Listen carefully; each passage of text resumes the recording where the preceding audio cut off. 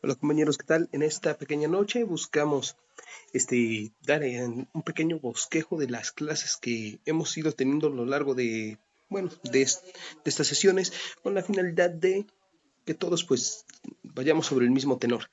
Tenemos pendientes por aquí una clase de español. Recordemos, habíamos hablado un poco acerca de la ortografía, hemos hablado también un poquito acerca de la estructura gramatical, el sujeto y el predicado, y de igual manera se llevaron a cabo algunos ejercicios ya con algunos signos de puntuación y admiración, tanto de interrogación entre otros.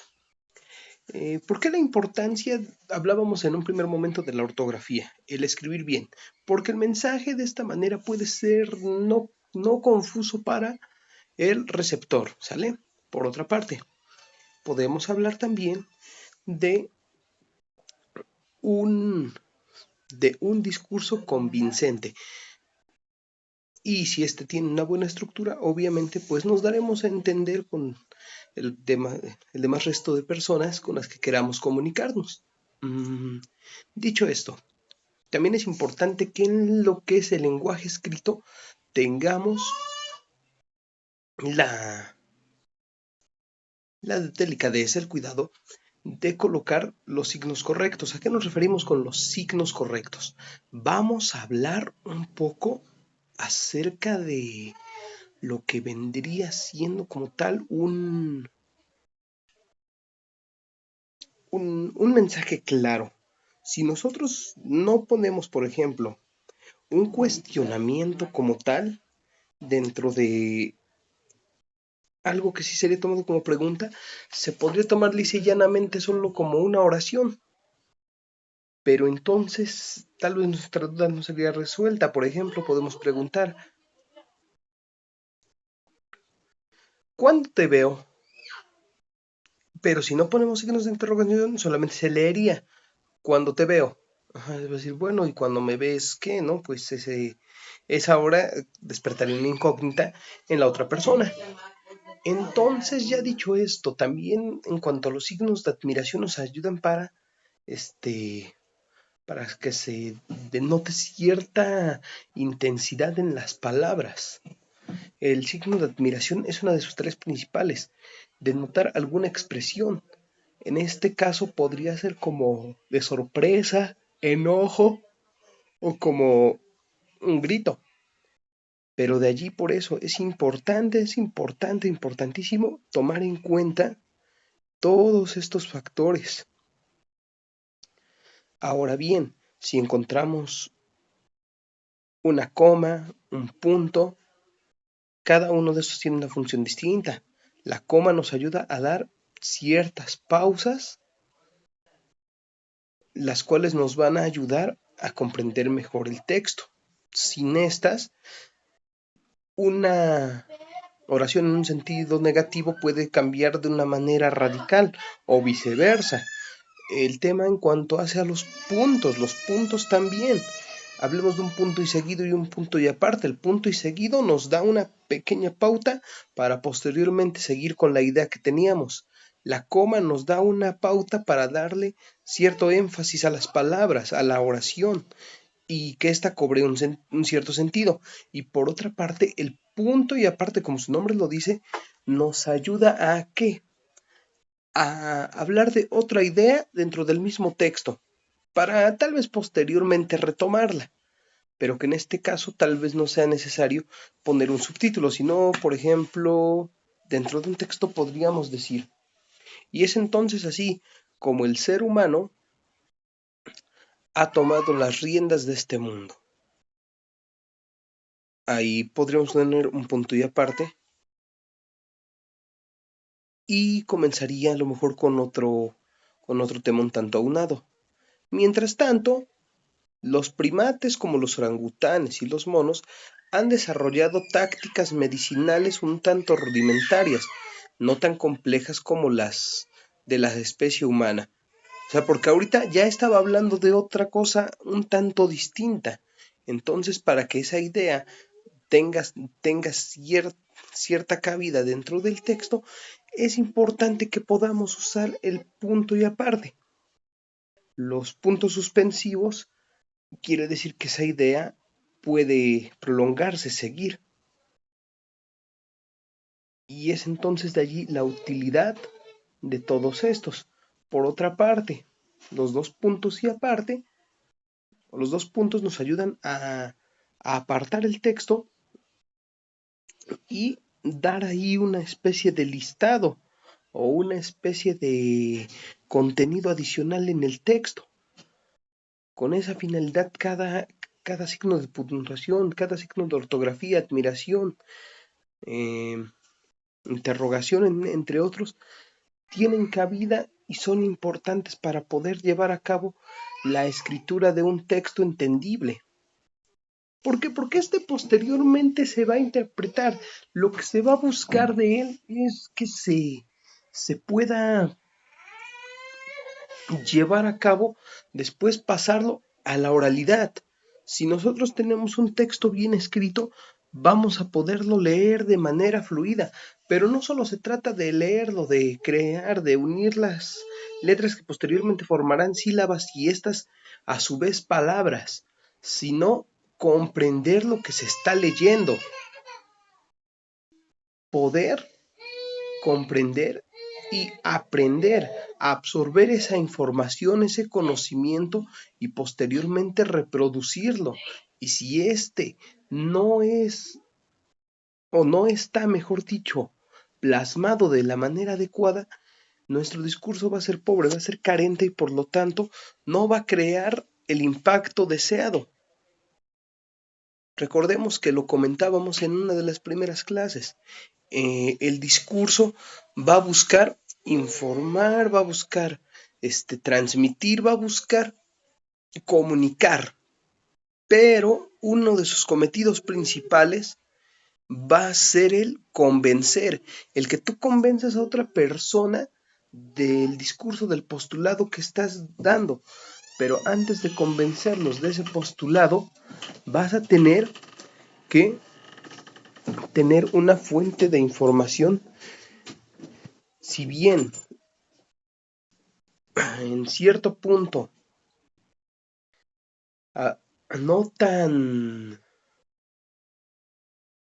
no tan loable, tal vez a lo mejor tu fuente de información no sea tan loable, pero si tu redacción para presentar esa información es convincente, adelante.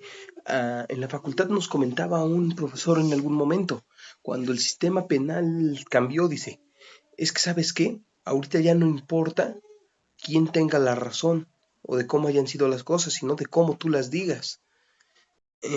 Ahora se trata de que, a grosso modo, vas a tener que convencer al juez. ¿Qué tengo que hacer? Un diálogo de apertura. Tengo que crear argumentos lo suficientemente fuertes para que el juez me crea. Llevar a cabo un razonamiento lógico-jurídico, el cual ayudará a buscar también recovecos en la ley y por lo tanto crear dentro de esta un vacío legal que permita llevar una defensa para el cliente y de esta manera ayudarlo a que la ley le favorezca en un cierto modo. Hay que aprender a interpretarla y en este caso se interpreta a favor. Lo mismo sucede con cualquier otro discurso. Ya sea que a lo mejor pueda ser muy bueno, pero si tú aprendes a comprender y a digerir toda esta parte, puedes aprender a distinguir un discurso de un mal discurso. Puedes tú crear un excelente discurso, una excelente ponencia con la cual convencerás a la persona que tú quieras.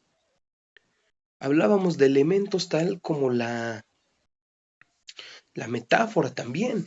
Es importante porque va a enriquecer el texto, lo va a hacer más, lo va a nutrir más en cuanto a sinónimos, palabras, en cuanto al va a embellecer como tal de una manera estética nuestro discurso, lo va a hacer todavía más sensible al público.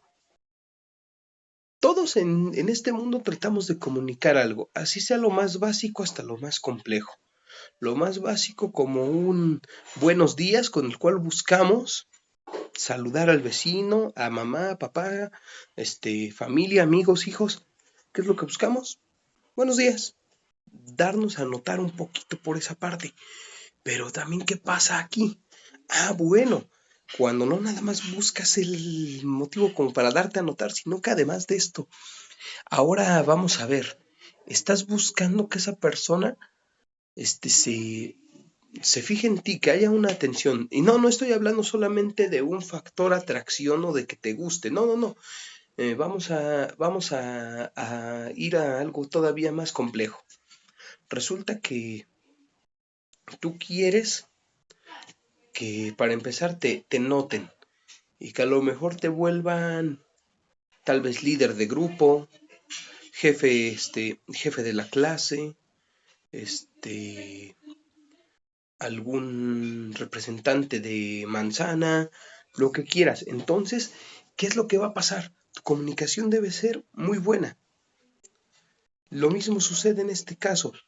Si tú posiblemente quieres transmitir una idea, pero no encontramos en un primer momento cómo, vamos a crear entonces de manera escrita un argumento. Una vez que lo hayas creado, pero obviamente que suene cuando tú lo leas tal cual como buscas, ahora sí, tal vez no te digo que te lo aprendas, pero vas a tener una idea muy grande de lo que vas a decir, de lo que vas a hacer en ese momento. Porque yo creo que a todos nos ha pasado en alguna ocasión que, por ejemplo, alguien escribió algo, ya sea vía electrónica o física, alguien escribió algo, ¿no? Lo que quieras, escribió algo. Lo empezamos a leer y resulta que tal vez una coma no tenía cabida o lugar en el sitio donde la pusieron, le faltaban puntos, le faltó un acento, quería decir papá y decía papa, o quería decir café y dice café, café, así, en lugar de café, café, nos decía café, quería referirse a alguna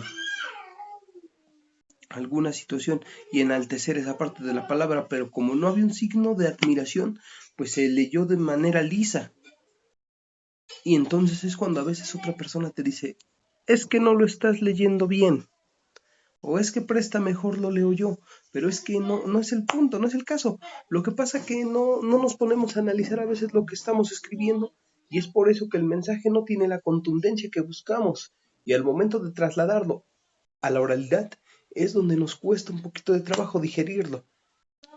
Otra vez haciendo hincapié de que es importante por eso respetar los signos de admiración, puntuación y también checar y colocar las letras correctas dentro de la palabra. Un fonema prácticamente es un sonido representado con letras. O sea, por ejemplo, vamos a decir la S y la A, pues dicen sa. La L y la E dicen le. La S y la I dicen sí. Resulta que también la C y la I dicen sí también.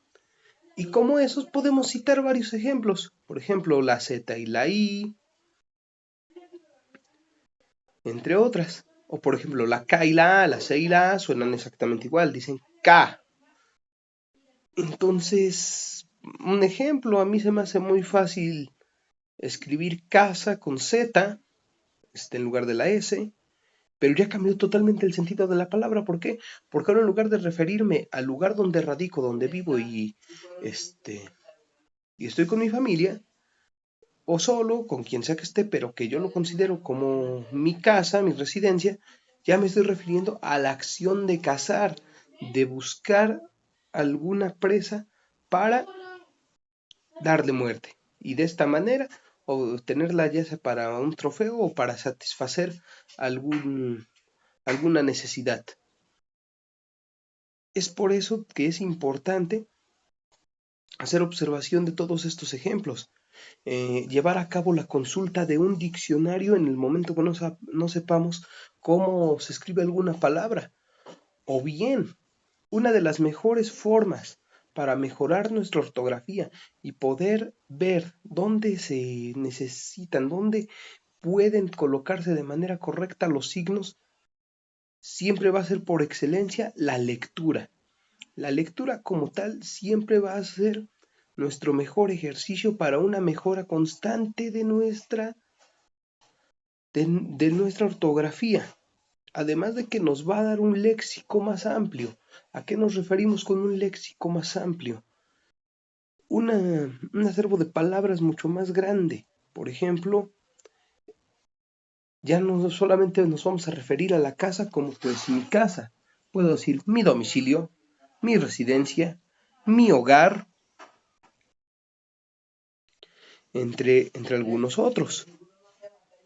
Por ejemplo, cuando nos querramos referir a un niño, puedo decir un infante, un chamaquito, como comúnmente aquí en México lo decimos. En Argentina le llaman pibe, en el norte de nuestro país le llaman plebe o huerco. En, en el, por ejemplo, en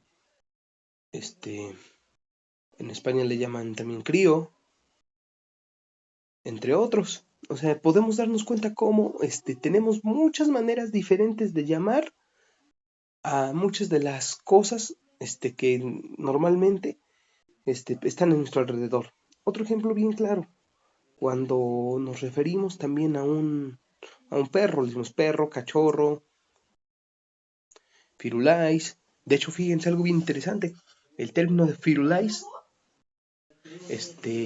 se popularizó porque durante un cierto tiempo por allí de los 50 se lleva a cabo entregaban a los perros con un certificado antipulgas, o sea que no tenían pulgas.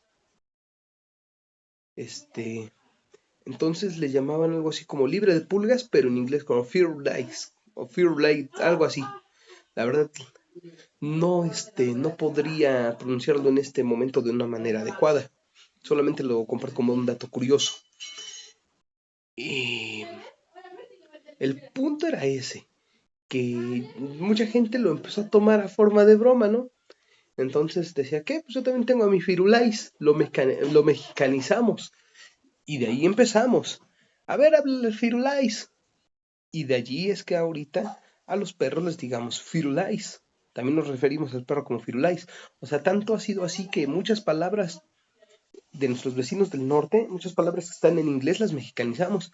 El famoso chance, que se pronuncia chance, no es otra cosa más que oportunidad de hacer algo, ¿no? O sea, como pidiendo un turno, o sea, de un cierto, un cierto permiso hasta, por decirlo de alguna manera. Por otra parte, podemos también hablar de la palabra business. Muchas veces decimos, es que vamos a businear. Sí, pues sí, sí, vamos a, ¿cómo ves? ¿Me vendes tu teléfono? ¿Me vendes tus tenis? ¿Me vendes tu vaca? ¿Me vendes tu burro? Sí, sin problema. ¿Qué? ¿Se arma el business? Sí, sí, que se arme. ¿A qué horas? Sale, busineamos al rato. ¿Qué cuánto vas a querer? Quiero tanto. Ah, sí, claro que sí. Sale, ya quedamos. Y hasta cuando nos encontramos a alguien, oye, que te vieron en la casa de fulano. ¿Lo fuiste a ver? Sí, es que estamos bisneando. O sea, estamos negociando. Y nosotros ya lo mexicanizamos, ya lo volvimos parte de nuestro vocablo. Y de esta manera es como también el español se ha ido enriqueciendo a base de otras lenguas. Entonces, pues, podemos rescatar y resumir para cerrar un poquito con el tema. En cuanto hace a la lengua, cómo es importante el llevar a cabo en un primer momento una estructura gramatical adecuada, una ortografía lo mejor posible, una utilización tanto de signos como puntos y comas precisos para poder dar el énfasis que buscamos dentro de nuestros textos. Y de igual manera, la utilización de otros recursos literarios, en este caso, como se los comentaba, de la metáfora. La metáfora ya hablábamos que era nada más la comparación de una cosa con otra totalmente distinta, la cual pues ayuda a enaltecer, a embellecer, a ponerlo, a volver sublime, un poco sublime lo ordinario, ¿no? Ya para no seguir ahondando mucho en el tema, como lo comentábamos en la clase pasada, decíamos también que en este aspecto, dice, ¿dónde encontramos la metáfora? Pues en las canciones, en los poemas. Por ejemplo, no es lo mismo que tú llegues y le digas a alguien, hola, ¿cómo estás? Tiene mucho que no te veía. A lo mejor dependiendo la intensidad con lo que tú quieras decirlo, pues lo comentamos así, pero va a resultar que si es alguien que nos interesa mucho, podemos a lo mejor hasta prácticamente demostrarlo de alguna forma, ¿no? Les digo, en las canciones pues, se ve mucho. Vamos con maestro Luis Eduardo Aute con esta canción de Cintulatido cuando le dice, aunque todo ya es nada, no sé por qué huyes, te escondes y huyes de mi encuentro. Por saber de tu vida no creo vulnerar ningún mandamiento. Órale, o sea, lo puso en un contexto pues muy sublime, porque si hubiéramos querido decirlo más coloquial, pues nada más de, tenía mucho que no te veía, qué bueno que te encontré, me da gusto haberte visto y haberte saludado, nos vemos. Ya depende, si hubiera sido algo todavía un poco más informal, con un amigo de suma confianza y con la comodidad del mundo, por decirlo de alguna manera, nada más le hubiéramos dicho, ¿qué onda? ¿Qué milanesas que no vistes, mi estimado? ¿Cómo andas? ¿Qué llevo contigo? O sea, imagínense, dependiendo de cómo digamos las cosas, va a ser el impacto que generará en la otra persona. Pero todo empieza desde la escritura. ¿Para qué? Para que se tenga una comunicación adecuada, el mensaje se dé con la intención que se insta en el momento, o que se busca dar. Y de esta manera, les digo, es como podemos evitar también algunos malos entendidos en cuanto hace a toda esta situación. La mayoría de los malos entendidos que tenemos es por una comunicación prácticamente falta, nula. Si bien no la vamos a llamar inexistente, pero sí, la verdad, bastante precaria. Y creo que la mayoría de esos malos entendidos se dan a veces en la comunicación escrita. En la comunicación verbal, bueno, tenemos otros elementos como las gesticulaciones, el movimiento de las manos, la entonación de la voz, nos ayudan bastante. Pero si aprendemos a escribir de una manera adecuada, como lo hemos comentado en este momento, entonces tendremos la oportunidad de poder transmitir realmente nuestras ideas a un nivel todavía más alto. Y cuando esto sea posible, entonces seremos capaces de cualquier cosa. Y bueno, entonces ya comentada esta parte, como recomendación dentro de la clase, les dejaré que escuchemos una canción del grupo Café Tacuba, se llama Chilanga Banda. Como dato curioso, esta canción está escrita totalmente en caló. El caló que es un lenguaje como tal, sus normas también son complejas, pero además de esto, lo curioso es que proviene del mismo español, pero en español le da un significado totalmente distinto